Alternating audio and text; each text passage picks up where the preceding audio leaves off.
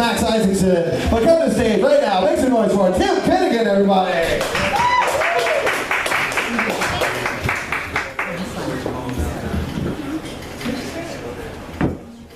What up, people? How y'all doing tonight? Alright, well, I like to hear. Well, my name's Tim Finnegan, but besides being known as Tim Finnegan, I can also be known as Ferris Bueller or Abe Froman. How many of you guys, are any of you guys John Hughes fans? Anyone? Anyone? Bueller? Yeah, and who has all seen the movie Ferris Bueller's Day Off that came out 40 years ago? Yeah, fucking awesome John Hughes film. Yeah, and if you don't know, this Ferris Bueller's house is actually in Long Beach, you know, right in this area. I don't know most of the movies filmed in Chicago and all that shit.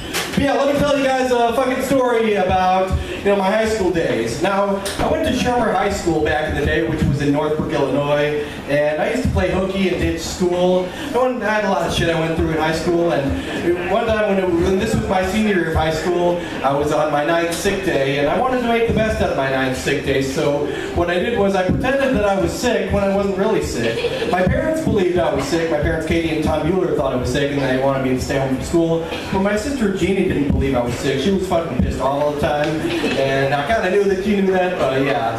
So on my 9th sick day, what I did was I played hooky, pretended I was sick, and what I did for my sick day was I spent the entire day in downtown Chicago with my friend Cameron, my best friend Cameron, and my girlfriend Sloan, and it was a fucking awesome day.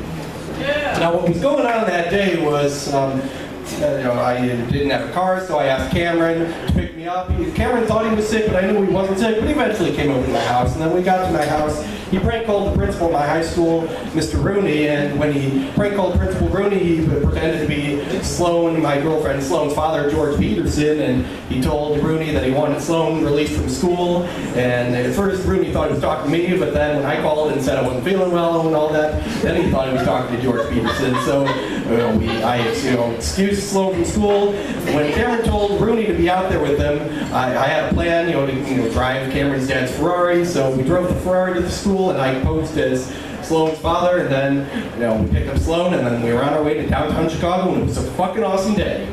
So when we got to Chicago, we were, parking our car in the parking garage.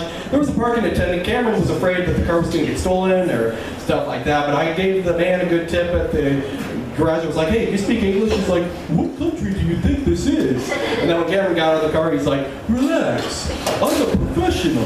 You have nothing to worry about. So yeah, he took the car, and then long after we left, I didn't even realize until much later that the parking attendant and his friend actually drove the Ferrari throughout downtown Chicago and put a lot of miles on it. So yeah, it was a fucking awesome day. Some of the fun things that me, Cameron, and Sloan all did in downtown Chicago that day was we went to a Cubs game, we visited the Art Institute of Chicago, and we also visited the Sears Tower, and then we went out to lunch at a fancy restaurant, a French restaurant, and when I looked at the book of reservations, I stole someone else's reservation whose name was Abe Froman. I'm like, hi, I'm Abe Froman. And he's like, are you the Sausage King of Chicago? I'm like, yeah, that's me. And then just making notes, I had Sloan, tell the restaurant, yes, I'm Abe Froman when I called the restaurant, and then we were seated, and then I found out my father, Tom Bueller, happened to be at the restaurant at the same time I was there.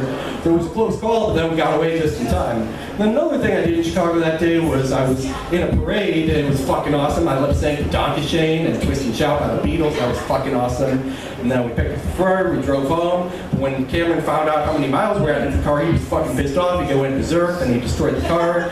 And he's like, what, I'll stand up to my dad. You don't need to take heat for this. So then I ran all the way home and went back right to bed. And after Principal Rooney caught me and threatened me with another year of high school, but then after he tried to break into my house later on, my sister Jeannie came over, and then the dog chased after Rooney, and then so I went back to bed, right on time. When my parents came to check on me, they thought I was still sick because it was hot from running all the way home, but I really wasn't. So yeah, that's pretty much my story about my high school days, and how I did school and all that. And I'll close with this quote: life moves pretty fast. If you don't stop and look around once in a while, you can miss it. That's my talk. Thank you for watching.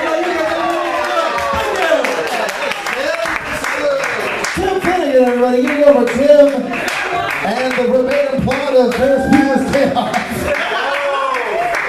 I like that movie too.